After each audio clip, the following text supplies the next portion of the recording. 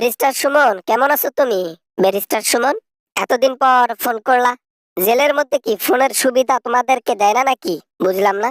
সবকিছুই সুবিধা আছে, তবে সবার জন্য সব সুবিধা নয়। যেমন আমাদেরকে কোনো সুবিধা দেওয়া হয় না, শুধু একটা সুবিধা দেওয়া হয়। মাংনা মাংনা পিছন দিয়ে বড় বড় রাজহাঁসের ডিম দেওয়া হয়। এইটার জন্য ভালো আছি। কি বলো এসব?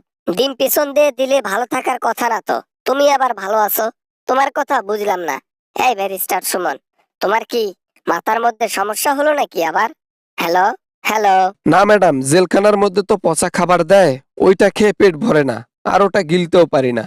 এই জন্য পিছন দিয়ে যে ডিমটা দেয়, এটাও তো পেটের মধ্যেই যায়।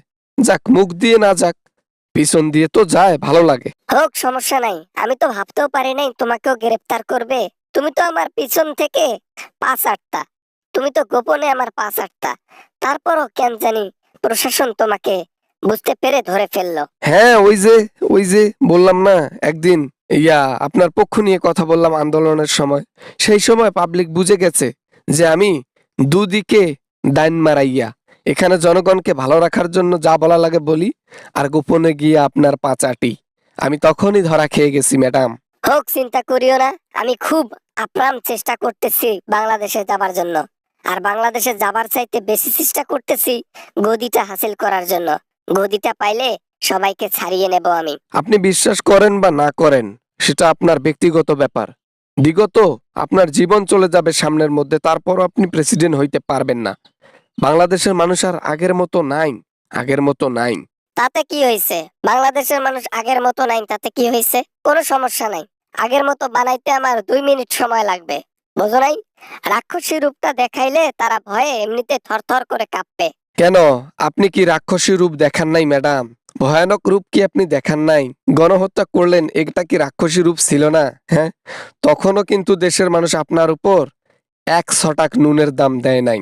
কি বলতে চাও ব্যারিস্টার সুমন? তুমি দেখি জনগণের পক্ষ নিয়ে এখন কথা বলতেছো, নাকি এখন জনগণকে ভালো রাখার জন্য জনগণকে একটু তেল মারতেছো? তোমার তো আবার তেল মারার অভিজ্ঞতা একটু বেশি। একটুও ভয় পায় নাই, তারা বুক পেতে দিয়ে শিখেছে। বুক পেতে দিতে শিখে গেছে, তারা শহীদ হতে শিখে গেছে। আর যে দল শহীদ হতে শেখে, তাদের কখনো হার হয় না। আমি দরকার হইলে আরো সেনা নামাইতাম, আরো আমি মনে করো যে ভয়ানক অস্ত্র নামাইতাম, তারপরও যদি কাজ হইতো। সুযোগে তো পাইলাম না। যাই হোক, এইবার গেলে রাক্ষসী রূপটা আরো দেখাবো। আমি ছোট মানুষ, তারপরও একটা কথা বলি। দেশে ফেরার দরকার নাই। দেশে ফিরলে ওই যে শহীদ মিনার আছে না, শহীদ মিনারের একদম টপ লেভেলে আপনার দেহ রাখবে।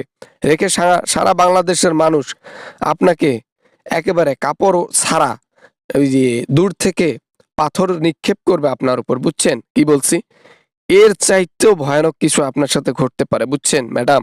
দেশে আসার দরকার নেই। এই বাবা, কি বলো এগুলা তুমি? তুমি না আমার লোক, তুমি আমার পক্ষে কথা বলবা, তুমি আমার পাঁচ আট পা, তুমি এগুলা করবা? তা তা না বলে তুমি আমার কিভাবে আমি মারা যাবো এটা বলতেছো? না না না না না, আমি মন খারাপ করলাম। বাস্তব কথা বলেছি। বাঁচতে চাইলে আর সুখে থাকলে ইন্ডিয়াতে থাকেন, ওইখানে মোদির সাথে শুয়ে শুয়ে দিনকালগুলো কাটিয়ে দিন। তারপরও দেশে আসার চেষ্টা করবেন না। দেশে আসলে জীবনটা শেষ শেষ। কিন্তু আমার ক্ষমতা ছাড়া তো ঘুম হয় না রাতে। টাকার গন্ধে আগে ঘুমাইতাম, হাজার হাজার কোটি টাকা চুরি করতাম। ওই অভ্যাসটা তো এখন আর নাই। ওই অভ্যাসটা শুরু করতে মন চায়, কি করব আমি? থাকতে যে পারি না। আপনি এমন কোনো দুর্নীতি নাই যে আপনি করেন নাই। বাংলাদেশের মানুষকে 17টা বছর অশান্তিতে রাখছেন। এখন মানুষ স্বস্তির নিঃশ্বাস নেয়, এখন মানুষ শান্তিতে ঘুমায়। যদিও আওয়ামী লীগ একটু কষ্টে আছে। Good bye. হ্যালো, আসসালামু আলাইকুম ওরহমতুল্লাহি ওবারাকাতু। আশা করি ভিডিওটা অনেক এনজয় করেছেন অ্যান্ড অনেক ভালো লেগেছে। যদি ভিডিওটা এতটুকু পরিমাণ ভালো লাগে তাহলে প্লিজ একটা লাইক করবেন আর ভিডিও শেয়ার করতে ভুলবেন না। দেখা হবে এরকম অ্যামেজিং ভিডিও নিয়ে আবারও আপনাদের সঙ্গে। সবাই ভালো থাকবেন, সবাই সুস্থ থাকবেন। খোদা হাফেজ।